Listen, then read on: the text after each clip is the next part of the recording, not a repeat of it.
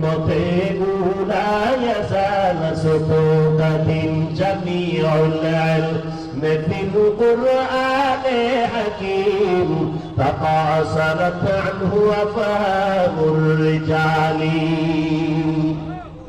এরপরে আল্লাহ কি বলেন হুদাল্লিল মুত্তাকিন যারা আল্লাহকে ভয় করবে তাদেরকে কোরআন হেদায়েতের পথে রাখবে প্রশ্ন হতে পারে মুত্তাকি কারা যারা আল্লাহকে ভয় করে আল্লাহকে ভয় করার ব্যাখ্যা হলো দুইটা ভালো করে খেয়াল করেন মুত্তাকি কারা যারা আল্লাহকে ভয় করে ভয়ের নাম তাকওয়া যারা আল্লাহকে ভয় করে তাদের নাম মুত্তাকি মুত্তাকি যারা আল্লাহকে ভয় করবে তার ব্যাখ্যা দুইটা এক নাম্বার ব্যাখ্যা হলো বান্দা ইচ্ছা করে গুনাহ করবে না দুই নাম্বার ব্যাখ্যা হলো গুনাহ যদি হইয়াও যায় তওবা করতেও দেরি করবে না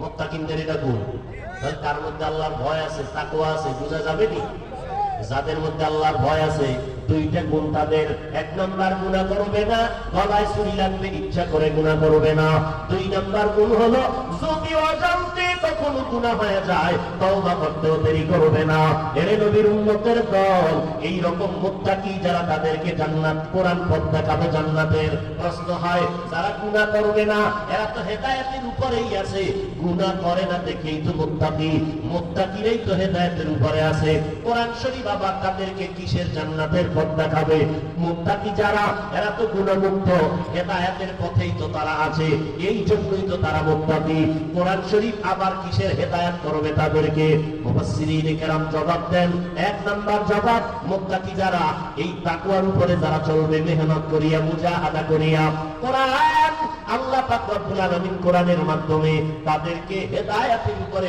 মজবুতি দান করবেন যে কোনো টাইমে যেন টলমটল হয়ে না যায় পিছলে পড়ে না যায় কারণ মুত্তাকিনরা যদি রাস্তা থেকে বাইরে পড়ে যায় দুনিয়া আর ঠিক থাকতে পারে না কারণ মুত্তাকিরাই হবে আল্লাহ জমিনের সবথেকে শ্রেষ্ঠ প্রিয় বান্দা দুই নাম্বার জবাব মুত্তাকিনরা তো আগের থেকেই হেদায়েতের পথে আছে কোরআন শরীফ তাদের কিসের হেদায়েত করবে তার দুই নাম্বার জবাব আল্লাহ তাআলা বলে ও মুত্তাকিনের দল আমি আল্লাহ তোমাদেরকে আমার কুদরতি ব্যবস্থাপনায় আমি আল্লাহ জান্নাতের মেহমানখানায় বিনা হিসাবে পৌঁছাইয়া দিব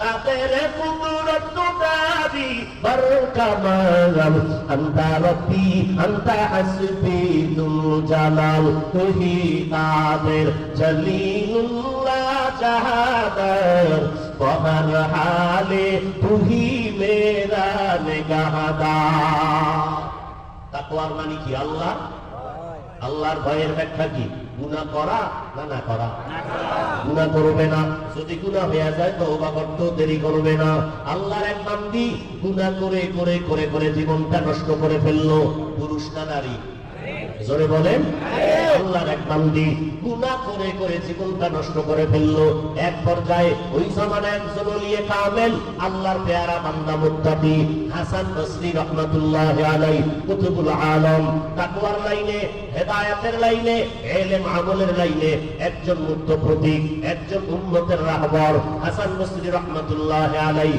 ওই বান্দিটা হাসান বসরির দরবারে যাইয়া একদিন তার বয়ান শুনিয়া হেদায়েতের লাইনে চলে আসলো এবার আল্লাহর বান্দির স্বামী দুনিয়া থেকে চলে গেল এই বান্দি মানুষের বাড়ি কাজ করে করে জীবন চালায় আল্লাহ তাআলা একটা সন্তান দিলেন ছেলে সন্তান ওই সন্তানটা ক্রমান্বয়ে বড় হইয়া গুনার পথে চলতেছে আল্লাহর বান্দি ছেলেটাকে এখন দেখতেছে বেপরোয়া হয়ে যাইতেছে নামাজের কথা বলে সন্তান নামাজ পড়তে চায় না রোজা রাখতে বলে মা সন্তান মায়ের কথা কানে নেয় না এবার মুখের বাড়ি ছেড়ে আল্লাহর কাছে দোয়া করে ও আল্লাহ তুমি আমার সন্তানকে হেদায়েতের দৌলত দান করো না হয় আমি মা সন্তানের কারণে হাসরের ময়দানে বিপদে পড়ে যাব কারণ কিয়ামতের দিন আল্লাহ তাআলা বলবে ও সন্তান নামাজ কেন পড়ো না রোজা কেন রাখো নাই সন্তান বলবে আল্লাহ আমার কোনো দোষ নাই আমার মা বাবা আমার মুরব্বি আমার নেতাদের কারণে আমি নামাজ পড়তে পারি নাই রোজা রাখতে পারি নাই আমার মুরব্বিরা নামাজের দাওয়াত দেয় নাই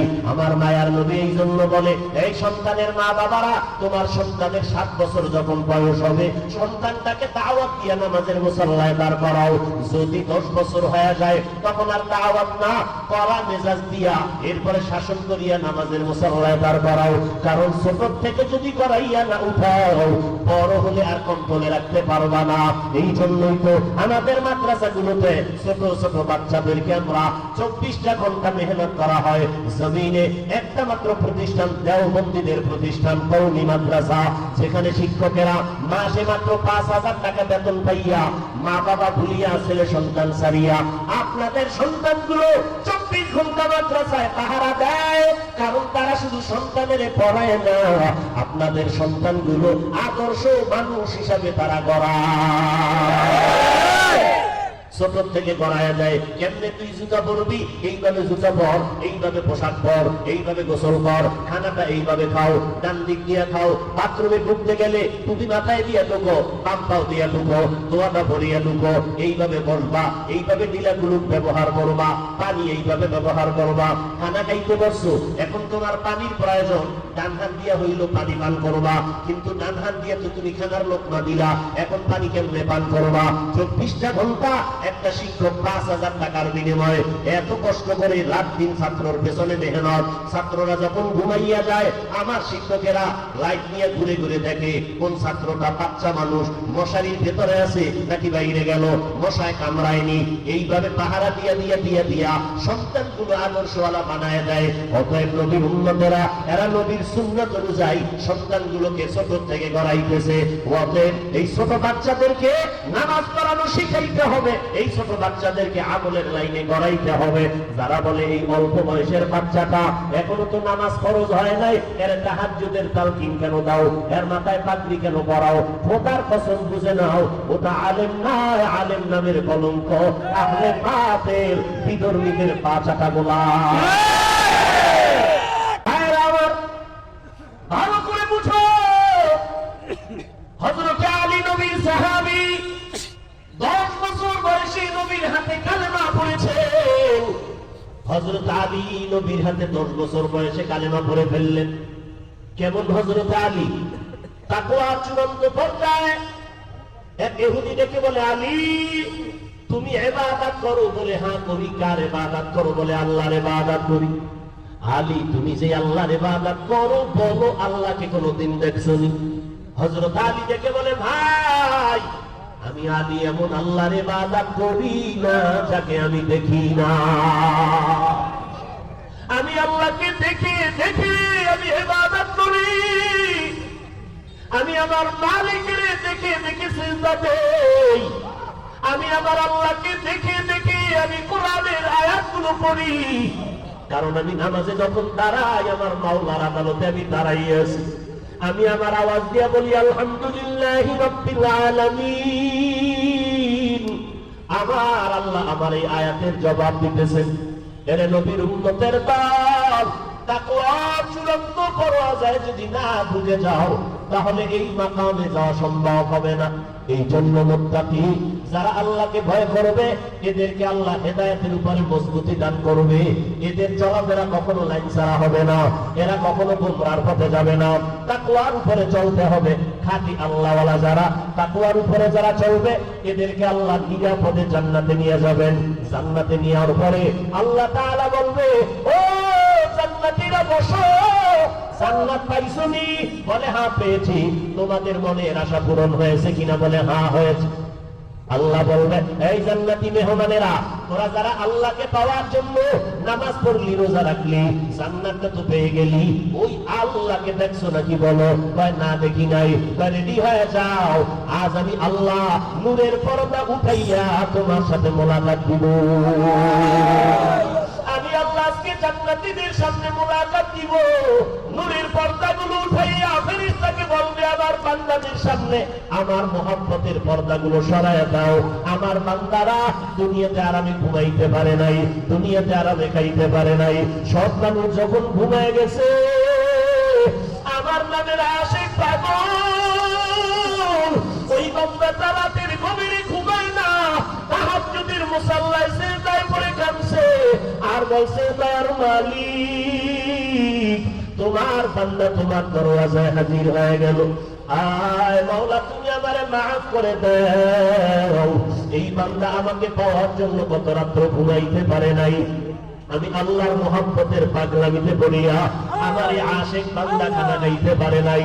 খানা খাইতে গিয়া বারবার ডাক দিত, আমার মাওলাকে কেমনে পাই? ও আল্লাহ, ওই গাছের দিকে তাকাইয়া আমার মাওলার মোহাব্বতের ঘেরাত নেওয়ার জন্য পাগল। ওই বান্দা আসমানের দিকে তাকাইয়া তালাশ করে আমার মালিক। বান্দা নিজের কণ্ঠের আওয়াজের মধ্যে তালাশ করে আমার মালিক, আমি আমার মালিকের কখন পাবো? দুনিয়ার সবাই তো পাগলের দল, কেউ নারীর পাগল, কেউ গাড়ির পাগল, কেউ ক্ষমতার পাগল। দুনিয়াতে একটা মানুষও নাই সেই মানুষটা পাগল না। কেউ সম্মানের চেয়ারের পাগল, কেউ আবার টাকা পয়সার পাগল, কেউ আবার গাড়ির বাড়ির পাগল। আর একদল পাগল এই জমিনের মধ্যে থাকবে, এরা টাকার পাগল না, বাড়ি গাড়ির পাগল না, এরা ক্ষমতার পাগল না। এদের যদি কেউ ক্ষমতা নেই, লাঠি মারি তোর ক্ষমতা চাই না, আমি তো আমার মালিকের পাগল। আমার ক্ষমতার দরকার নাই, টাকা পয়সার দরকার নাই, আমার মালিকের পাইলেই তো আমি বাদশা। ওই মালিকের বাদশা ইব্রাহিম ইবনে আদহাম দুনিয়ার বাদশাহী ছাড়িয়া আমার মালিকের তালাশে দৌড়াইতেছে আর বলতেছে, মালিক বলকের মানুষ আমার কথায় উঠে আবার বসে, কিন্তু সূর্যটা তো আমার কথায় উঠেও না, ডুবেও না। ওই সূর্যটা কার কথায় উঠে আর ডুবে? তিনি হলেন আমার আসল মালিক। তারে যতদিন আমি পাবো না, আমি ইব্রাহিম ইবনে আদহামের বাদশাহীর কোন সম্মান হবে না। এই বাদশাহ ইব্রাহিম রাজকীয় সব বিছানা ছাড়িয়া সেরা ভরা কম্বল গায়ে দিয়া সাগরের কিনারায় জঙ্গলে দৌড়ায় আর বলে, মালিক দুনিয়ার টাকা পয়সা ক্ষমতার মজা তো বুঝি, এগুলোর মধ্যে আসলে কিছুই নাই, সাময়িক কিছু মজা।